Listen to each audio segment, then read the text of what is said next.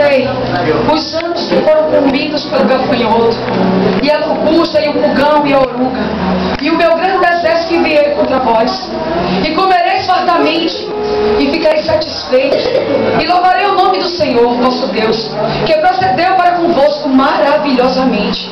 E o meu povo não será mais envergonhado. E vós sabereis que eu estou no meio de Israel, e que eu sou o Senhor vosso Deus, e ninguém mais. E o meu povo não será envergonhado para sempre. E há de ser que depois derramarei o meu espírito sobre toda a carne, e vossos filhos e vossas filhas profetizarão, e os vossos velhos terão sonhos, e os vossos jovens terão visões, e também sobre os servos e sobre as servas naqueles dias derramarei o meu espírito, e mostrarei prodígios no céu e na terra, sangue, fogo e colunas de fumaça. O sol se converterá em trevas e a lua em sangue, antes que venha o grande e terrível dia do Senhor. E há de ser que todo aquele que invocar o nome do Senhor será salvo. Glória a Deus. Louvado seja Deus. Aleluia. Irmãos, quando eu comecei a pesquisar a história do livro de Joel, como é que aconteceu aquele povo, o que foi causado?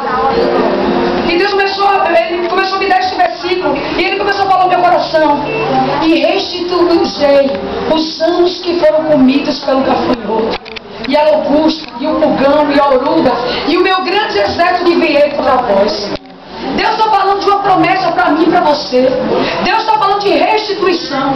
E quando eu comecei a parar para pensar, Deus está falando em que vai restituir algo que foi destruído nas nossas vidas.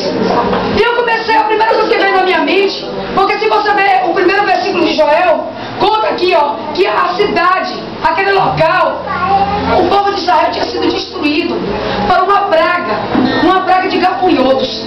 E eu comecei a pesquisar e tentar entender o que aconteceu com isso. O que um gafanhoto pode causar num local, numa cidade, numa nação. E eu comecei a pesquisar, irmãos. E aqui diz assim, gafanhoto, inseto que significa asas retas. Normalmente os gafanhotos são tidos como uma praga, mas via de regra, eles vivem sem causar demasiada destruição. Também não percorrem grandes distâncias em condições normais. Porém, quando o seu número aumenta, resultando numa superpopulação, produz um hormônio que altera toda a aparência física deles e toda a sua conduta. Quando isso acontece, então a praga está prestes a arrebentar. A superpopulação ocorre quando os gafanhotos ainda não têm asas. Aí passam a consumir mais oxigênio e o seu metabolismo aumenta, tornando-se muito mais ativos. Quanto mais a chuva cair, mais os ovos são chocados. A chuva aumenta a relva e a verdura.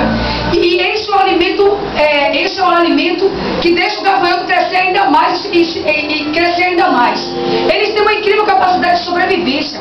Algumas vezes um enxame pousa sobre uma montanha, ficando ali durante semanas, e eles podem percorrer em um dia 320 quilômetros. Se você abrir Joel primeiro, o que aconteceu naquela cidade? Joel 1, versículo 12, diz assim: a vide se secou, e a figueira murchou, e a romeira também, e a bromeira e a macieira, todas as árvores do campo se secaram, e a alegria se secou entre os filhos dos homens. A cidade foi devastada. Aqui está dizendo que a alegria daquele lugar acabou. Não existia mais esperança, acabou. A cidade foi destruída, seca, não havia mais nada. E se você parar para olhar o versículo 13, olha só o que Josué está dizendo: cingidos, lamentai-vos, sacerdotes, gemei, ministro do altar, entrai e passai vestidos de panos de saco durante a noite, ministro do meu Deus, porque a oferta de mancheiras e a libação cortada foram da casa do vosso Deus. O que aconteceu naquele lugar? Quero que você vai para pensar. A cidade estava destruída, só havia fome naquele lugar, só havia seca, destruição, desolação, não havia mais esperança. E eu quero trazer para vocês aquilo que Deus, a revelação que Deus me deu nessa tarde, irmãos. Aquele lugar onde Joel estava totalmente destruído, totalmente isolado, totalmente acabado. E Deus falou comigo nesta tarde. Deus falou assim para mim: filha, assim está a minha igreja.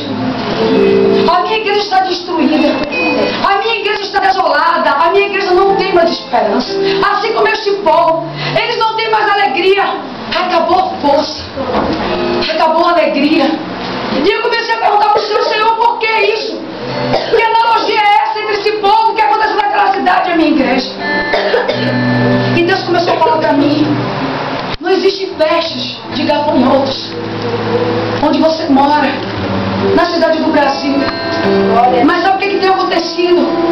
Famílias destruídas, famílias, lares dilacerados.